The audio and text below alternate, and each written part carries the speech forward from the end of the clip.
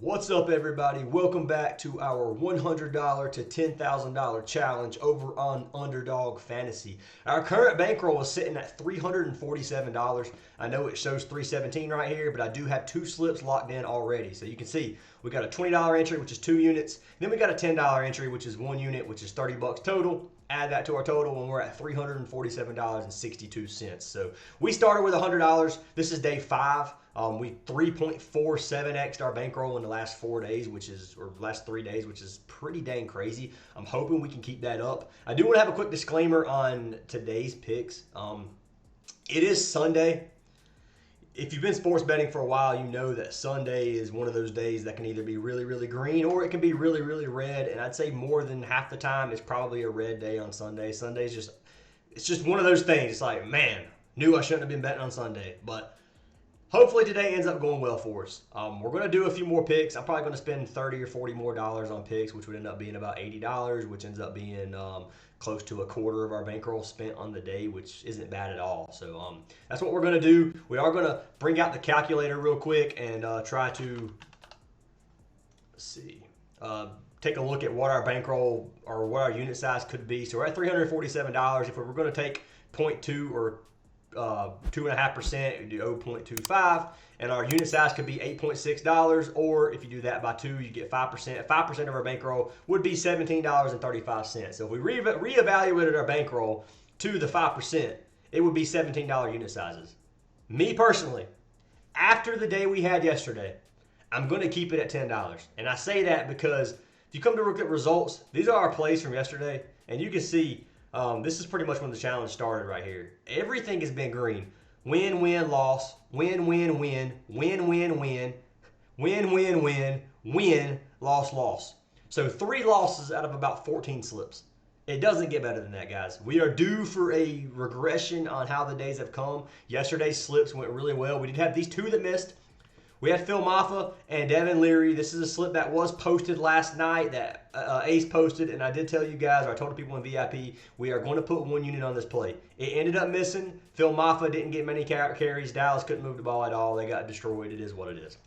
Then we had Ryan Nelson and Tovar. Extremely bad looks from my part. It did not go the way I expected. Nelson pitched a full 6 innings. Dude pitched lights out versus Colorado. It was a 17-run game. Tovar couldn't even get a hit with 17 runs, which is pretty crazy. Obviously, we had O'Connell and Aubrey. This one cashed yesterday. It was a nice little $35 slip. This is the big one, guys. Our boost for an 8.7x hit with O'Connell, Kyle Allen, and Brandon Aubrey. So preseason has been so good to us. Some more slips that we had yesterday. Here's some of the better ones. We had Kyle Allen, Cunningham. This did cash for us. Lauer and Priester, we put 2 units on that. That cashed. We played a round robin on chalkboard, so we played 3 kickers in a round robin, which ended up being about $800 or $900 profit overall across the 4 slips that came out on it. Overall, it's been really, really good. We had Tampa Bay's money line. We had the Ravens money line. We played them together for a money line. That nice little plus money plays. Fairburn and Dylan Gabriel. Lots of wins yesterday, guys. I do want to say, if you do want to get all the plays from every single app, just click the WAP link down in the description. It's $25 a month. You can get 20% off if you use code NFL, way less than $1 per day, or you can get it for $10 a week.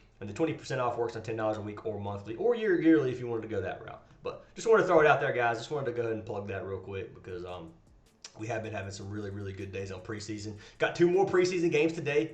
After all these green slips, I'm hoping preseason can continue to do what it's been doing. I want to show you guys the 2 slips that we have locked in already, and then we'll jump into some new plays. So the 2 slips that I have, we have Tyler Shook, and then we had Tyson Bagent. We have both of them over their passing yards. My reasoning for this is Shook is splitting. He's going to be splitting his playing time, obviously. They do have Rattler coming out tonight or today. Shook threw for over 100 yards his last game. They're playing against Jacksonville. The Jaguars gave up over 300 passing yards to the Steelers in week 1 in preseason. It's preseason. We don't know how this is going to go, but Shook looked good. The Jaguars, like I said, gave up 300 passing yards. So, I mean, it's one of those, like, the matchup should be good here. It can, if it's going to anything like it was last week, and Shook should cash. The other one we had Tyson Bagent, obviously the Chicago quarterback. Think he's going to be second string. They do have Caleb Williams starting. So Bagent is not going to be the starter today, but I do expect him to get a majority of the playing time. So I like Bajent tonight. He threw for over, I think it was like 120 or 130 last week. I can't remember the exact number on that. But playing against the Bills gave up over 200 passing yards to the Giants last week. Bajent looked really, really good, fighting for that second string quarterback spot. I think he's going to get it, and I think he's going to have a nice little game today for 90.5 passing yards. So I did play these two. I put one unit, $10. I told you we're going to keep the $10 entries.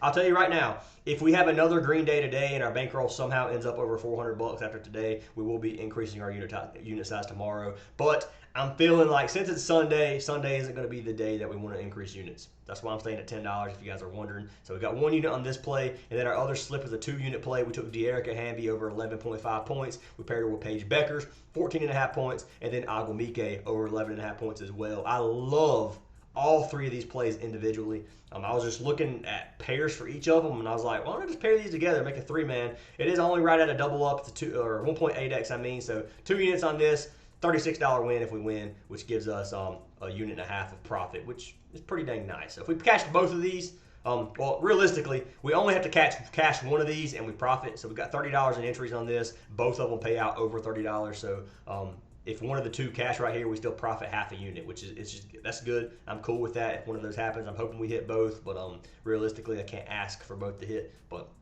anyways, keeping everything the same. I don't have any promos or anything that I used yesterday. We ran out of promos. I'm hoping we get some more soon. We got a big slate for MLB, a big slate for WNBA, 2 games for NFL. Let's go ahead and make a couple of more slips on this one. So let's go ahead and take a look, guys. I got 2 plays for for MLB that I like. We're going to talk about those to begin with, and then we'll go over to WNBA. Or let's do that. Let's do that in reverse, actually. Let's look at WNBA first. So we got Indiana and Connecticut, a good game to target in certain plays, in my opinion. Sophie Cunningham, if I could buy her points down to 7.5, I could maybe take that one. Tina Charles might be a good play. None of these allow you to alt the lines on these players, so I'm going to fade them because I don't want to play their original lines. I really don't, especially for this challenge. For this challenge, I told you guys we're playing it very, very safe, and I'm hoping that we can find another good slip to lock in. But we got Kelsey Plum. We got the Sparks versus Washington. This could be a good play if you bought Plum with points down. Obviously, we got Sonia Citron. Citron's a good play at 11.5. I do like Citron at 11.5. I like Kiki under 15.5 points. I know she's been a wagon over 14.5, but this is a tough line for her. 15.5 for Kiki is something we locked in. On our free pick video, which I already posted last night, we did play these 3 plays in a round robin. So we took Hamby at 14.5, Beckers at 14.5, and then Kiki under 15.5 for a round robin, which means if we assign this a 1, a 2, and a 3 on these props, you'd have 1, 2, 3 in a slip, 1 and 2 in a slip, 1 and 3 in a slip, and 2 and 3 in a slip, if that makes sense. If you know what a round robin is, it makes sense. If you don't, maybe it's a little confusing. But pretty much we played these 3 plays in 2-man combinations. So we got Hamby and Kiki, Beckers and Kiki, and then Hamby and Beckers. But anyways, we got that in a round robin. If you guys do want to tell that on a different platform or on Underdog, you can. But I'm not going to be doing that in this challenge. Kiki under 15.5 points is just a play that I like. Obviously, I like Hamby. Hamby at 11.5, one of my favorite plays on the board, man. That is just such a good play, and I'm just going to pull that up just to show you guys in this video as well. De'Erica Hamby has been our wagon for WNBA. One of my favorite players in the WNBA right now, or if not, she's definitely top 3 for me, or top 5 for me. She's cashed just 10 out of 10 games. She's cashed it 91% of games on the season. She's cashed it 20 of her last 20. She's averaging 18 points per game. Head-to-head, she's cashed it 4 or 5 versus Washington. 2 games versus Washington this season. She has 26 and 24 points. Like, she's just been balling. And 11.5 points is so low that I'm definitely going to use this in another slip. So, just finding the pair for us, the one we want. I don't think Citron's going to be the pair, so I'm going to go ahead and take her off. If we played these 2 together, that is a 2x. Not a bad slip, but taking Kiki under scares me a little bit. I'm not going to lie. Kiki could ball, but the only reason this one's iffy for me is because it's versus the Sparks. 15.5 is a lot for Kiki. If she doesn't have a good game, she doesn't shoot a lot of shot volume, so if she misses her shot, she's just not going to shoot anymore and her minutes will go down. So that's kind of what I'm hoping for this game. We'll see. Obviously, Paige Beckers is another one. You can buy Beckers points or PRA, whatever you want down. There's a lot of lines for her that I like. Versus the Aces, I'm scared the Aces like double team her and just kind of shut her down because you got Aja Wilson in there. Aja Wilson, one of the GOATs for sure. Makes it hard to want to play a lot on Beckers personally. Beckers is a baller though, so maybe she comes out and has a really good game. The Phoenix versus Seattle game, I like Agumike in this one. I like Sabali. If you buy Satu Sabali down to 11.5 is a good play. Agumike at 11.5, another insanely good line that we could lock in.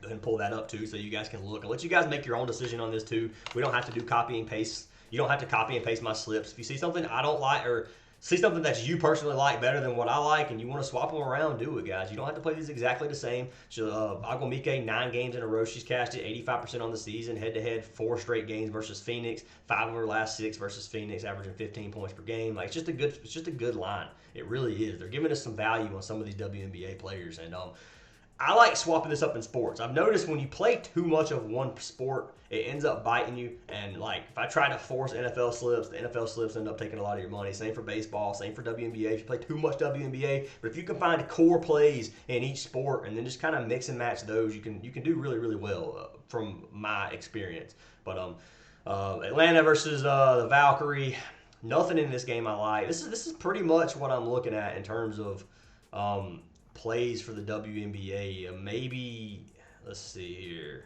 I feel like there's one more play that I really liked, and I just can't remember what it was. Maybe it was Citron. Maybe it was just Agwamike. Maybe that's all it was. I could have swore I had one more slip or one more pick for WNBA that I liked, but regardless, I didn't write them down, so I like this a lot. If we took Kiki off, what's the payout on these two together? 1.47. I had a slip a minute ago that I really liked. I swear I did, man. This is a 1.47.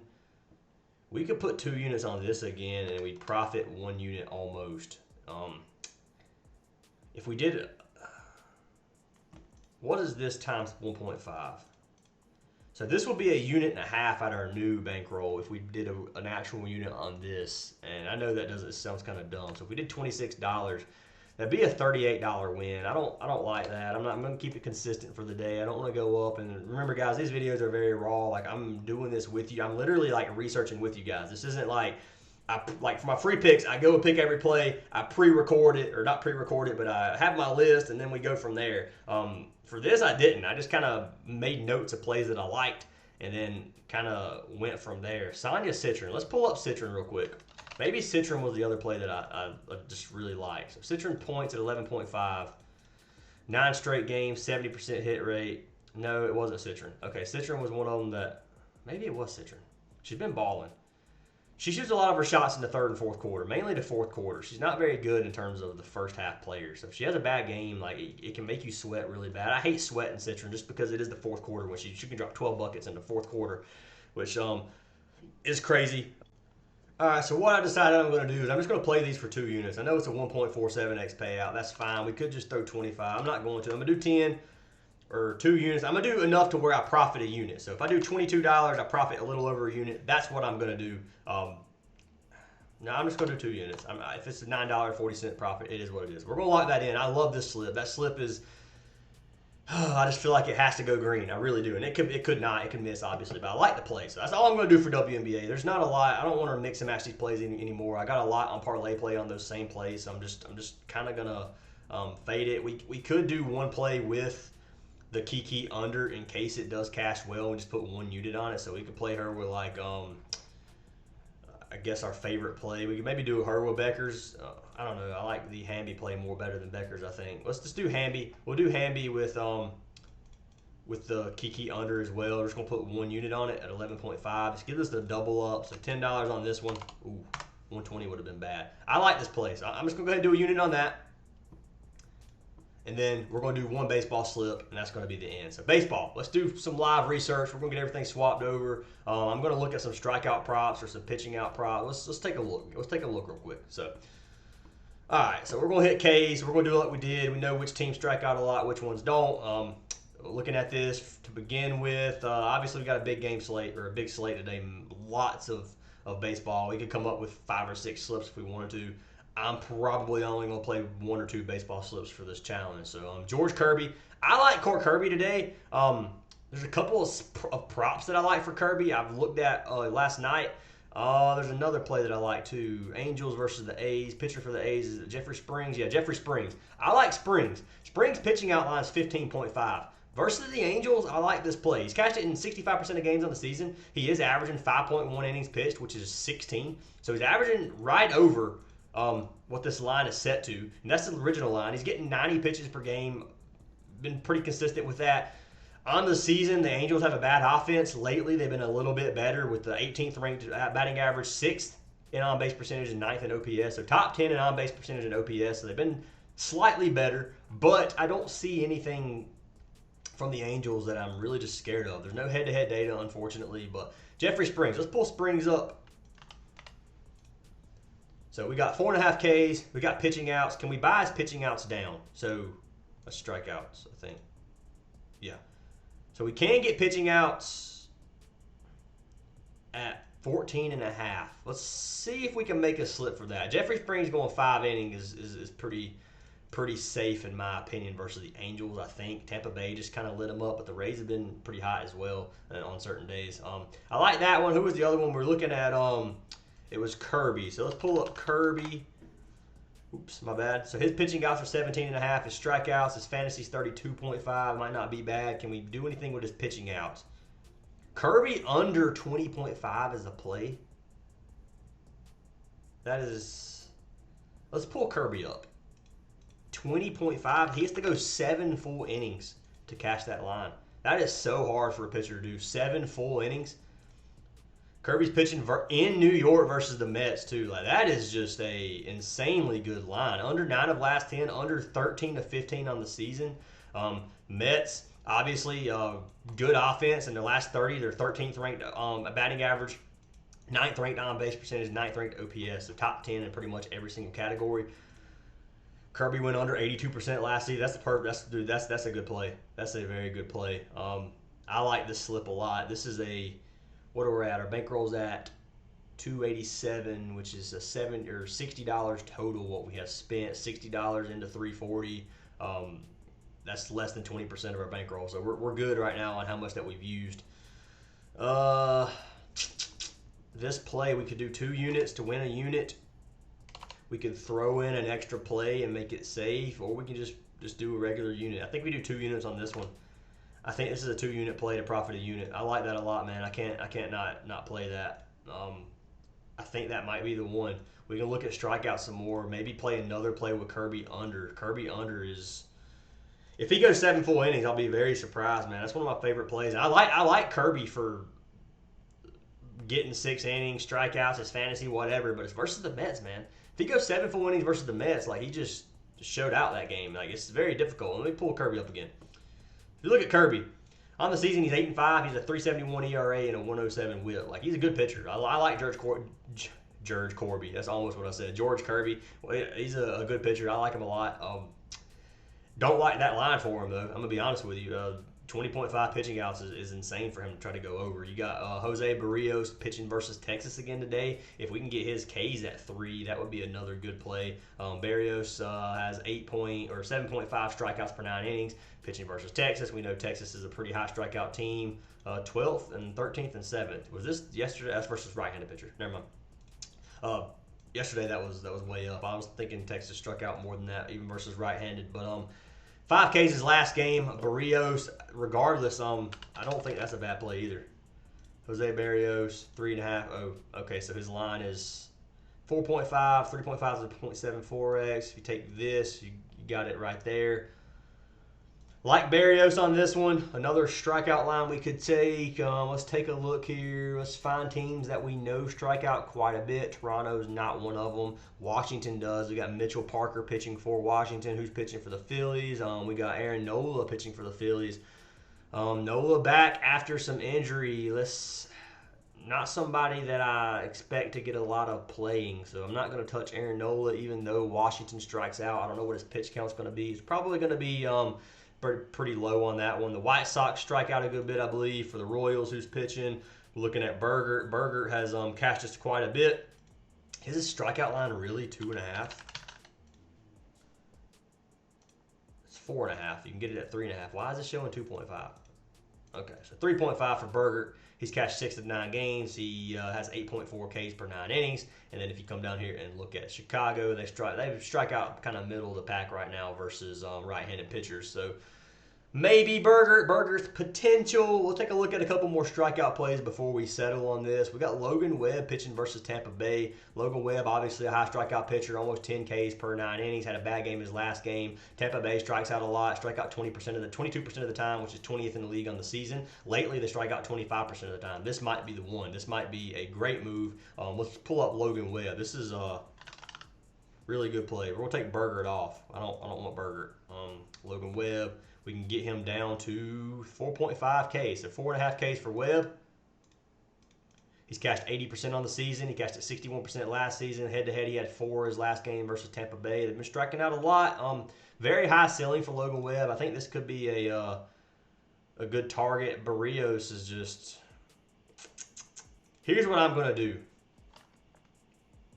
Springs. I like Springs 15.5 line. I really do. I think Springs almost pitches a full 6. And I know he got lit up his last game. If we played this, we got 2.3x. So we can just risk $10 on it. And that would give us $23.40 for the payout, which is more than a unit profit, about a unit and a half profit. I think we need some type of regular line for this, or we're going to be playing 2-unit plays on all of them. And I really just don't want to do that. So I'm going to lock this in. I like this slip. I think Springs comes out here and has a good game today. I really do. I think he starts at least the 5th inning, gets 1 out. If you don't finish the 6th, it's fine. He's got to start the 6th and get 1 out. That's all we need from him. Versus the Angels, I like it. So I'm going to lock this in.